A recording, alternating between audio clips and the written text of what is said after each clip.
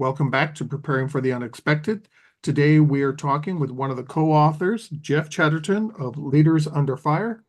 Jeff, great first segment there. At the end, you started to talk about a recipe for crisis communications.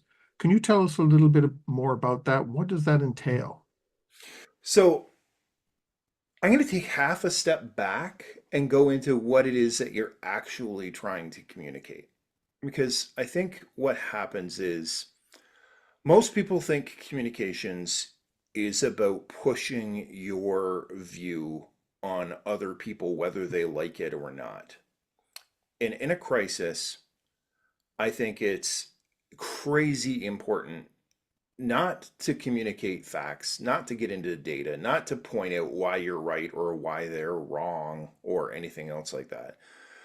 Um, my job as a spokesperson, the job of a spokesperson in the event of a crisis, is to calm people down. And what we're getting into is it's an emotional argument that we are making. It's not about let's talk about the amount of contaminants that our smokestack is releasing into the ground and or into the atmosphere, sorry, and why the activists are wrong and we are right, or whatever the particular issue is. The issue is really, I hear you, I understand how you must feel about that, and here's what I'm going to tell you. And if you can manage to do that effectively, that's at least half of your job.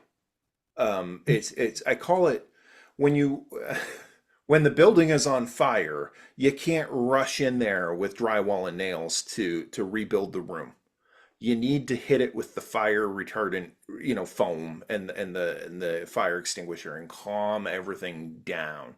Then and only then can you come in with the drywall and the nails and actually repair stuff. And so I the secret sauce, and by far and away the one thing I tell corporations, spokespeople, lawyers, CEOs, everything else, the one driving factor that is so critically important and you cannot have enough is not being right. It's not having data, it's not having facts, it's having empathy.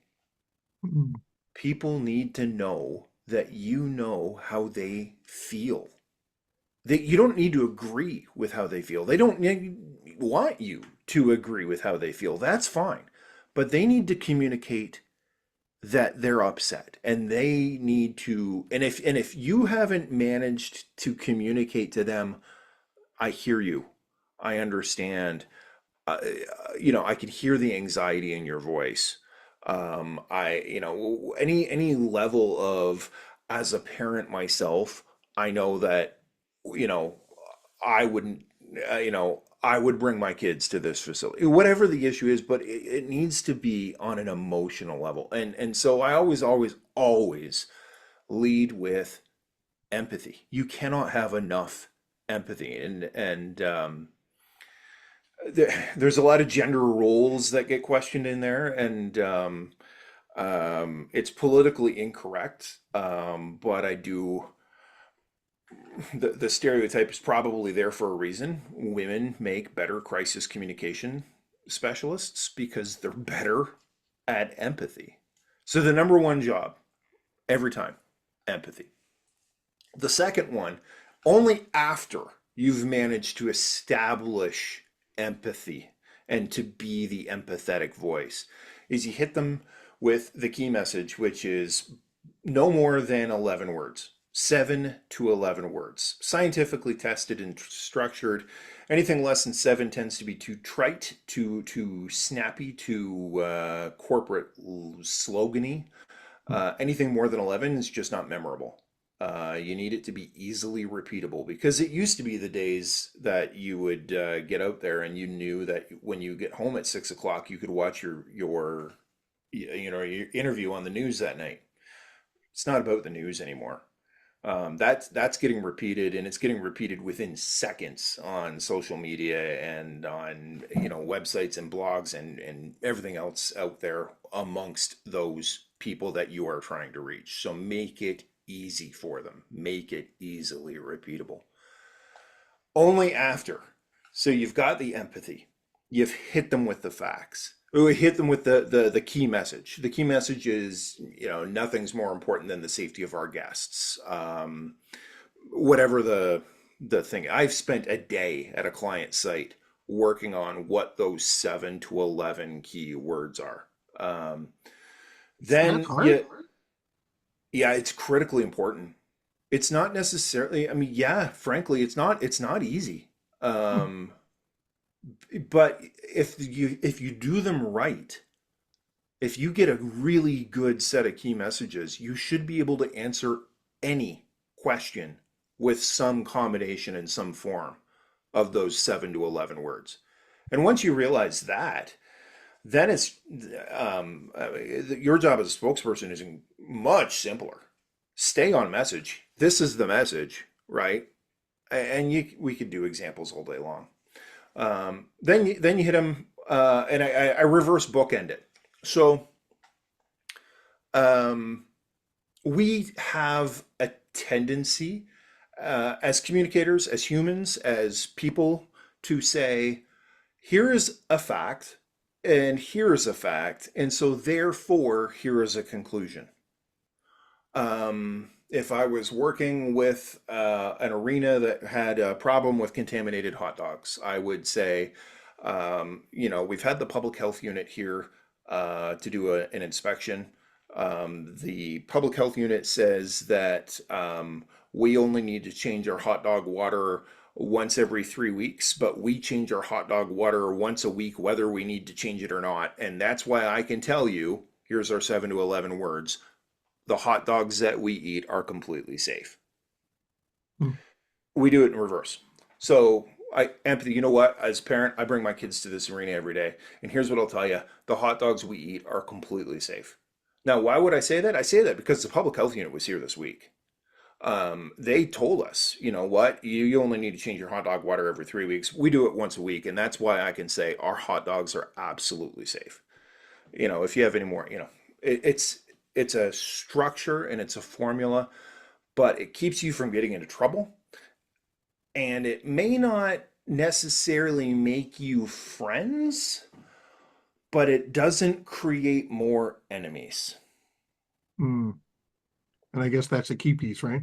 Yeah, it's starting to establish yourself as the trusted, empathetic, credible spokesperson.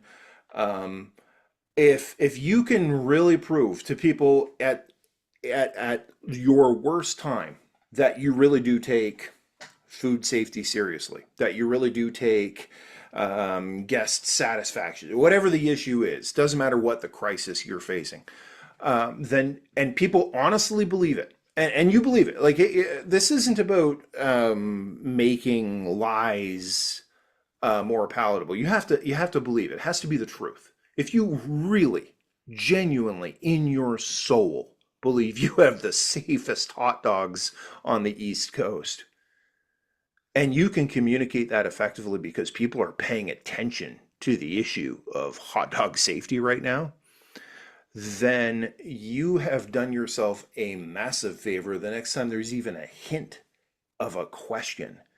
Um, there are good ways to do that. There are bad ways to do that. There's all sorts of things you can do to get yourself into trouble, and we don't have time to get into all of them on a 48-minute podcast episode. But this is about following up and making yourself the absolute authority and expert when it comes to food safety and massive public venues on the East Coast, or whatever the problem is and whatever the crisis Right. is. Yeah. Well, I've got two questions for you. One, you mentioned social media, Yeah. that your message is being heard or seen within seconds. Not coming home watching the news at 6 p.m. or whatever the case may be, as it was really not that long ago. So You and I are old, brother. I'm old enough to remember that, yeah. With social media today, does that or has that changed the way that we communicate? Because it goes out so fast that even if we have a slip up, it's already out before we even get to, correct ourselves. So is I social don't. media helpful or is it a hindrance? I think it's an accelerant. I don't know if it's either.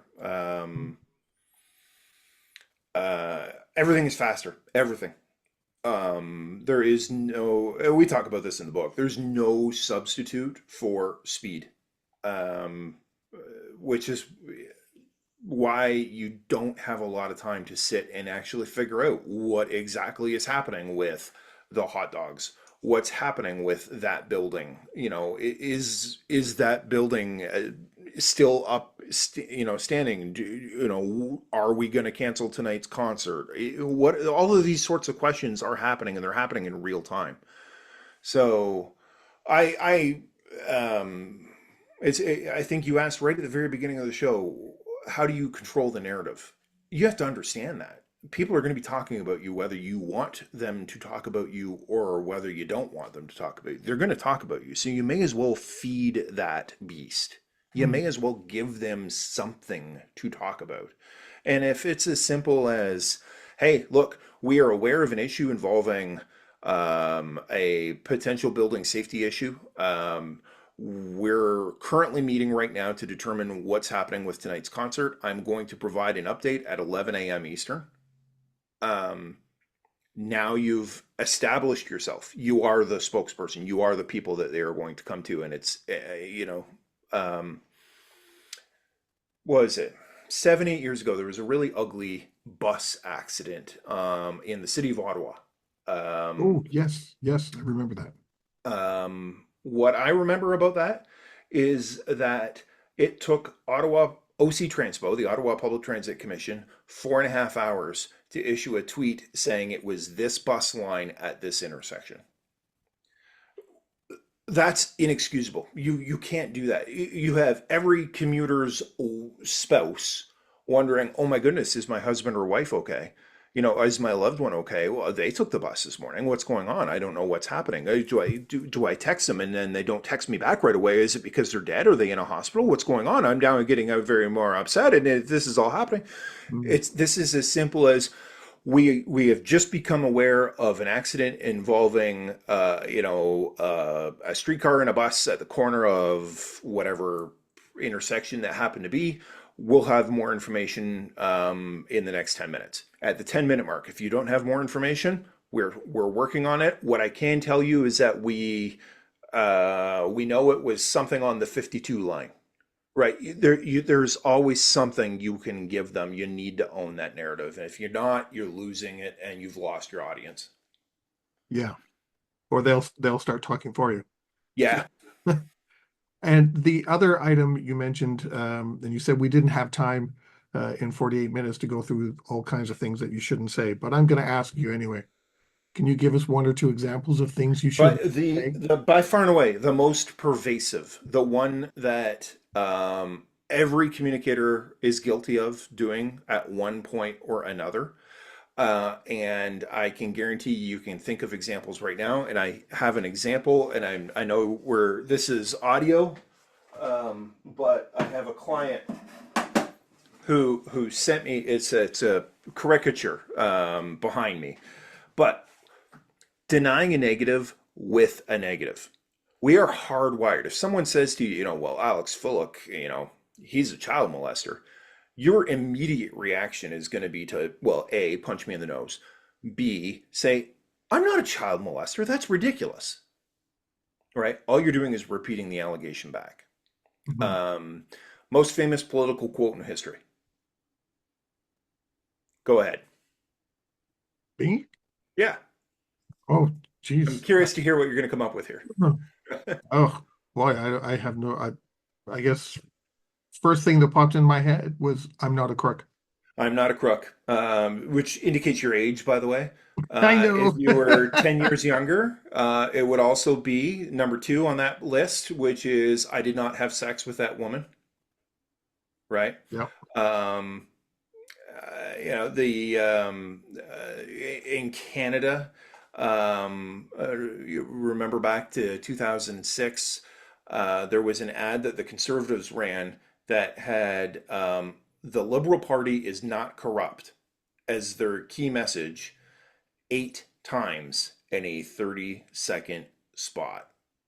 When the opposing political party is running your message 8 times in a 30-second TV ad, that's a very ineffective key message. It's Yeah. because you can't deny negatives with negatives.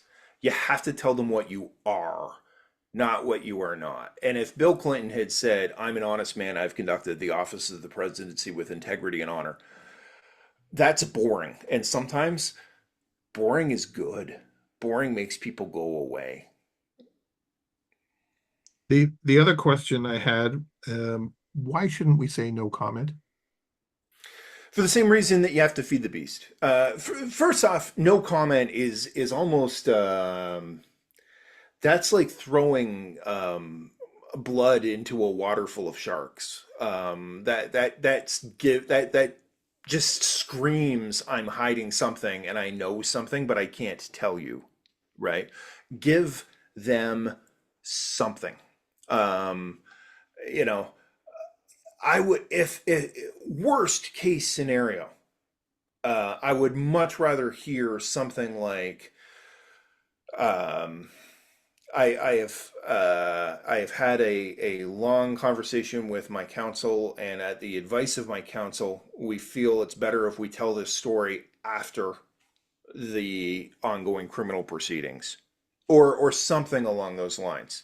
But it's not the firebrand, the giant neon flag that says, "Oh my gosh, he's hiding something," right? Yeah. But there's always something, whether it's the name of the bus route, whether it's the intersection, whether it's um, 4 people have been taken to hospital. Okay, well, that means that the entire bus didn't turn into a fireball, right? There's always something that you can give people to have them understand what's going on. On that note, we've come to the end of our second segment. We're talking today with one of the co-authors of Leaders Under Fire, Jeff Chatterton, and we will be right back. If you like that video, thumbs up. If you didn't like that video, thumbs down. But leave me a message and let me know your thoughts. Of course, don't forget to subscribe. And in the meantime, stay prepared, everybody.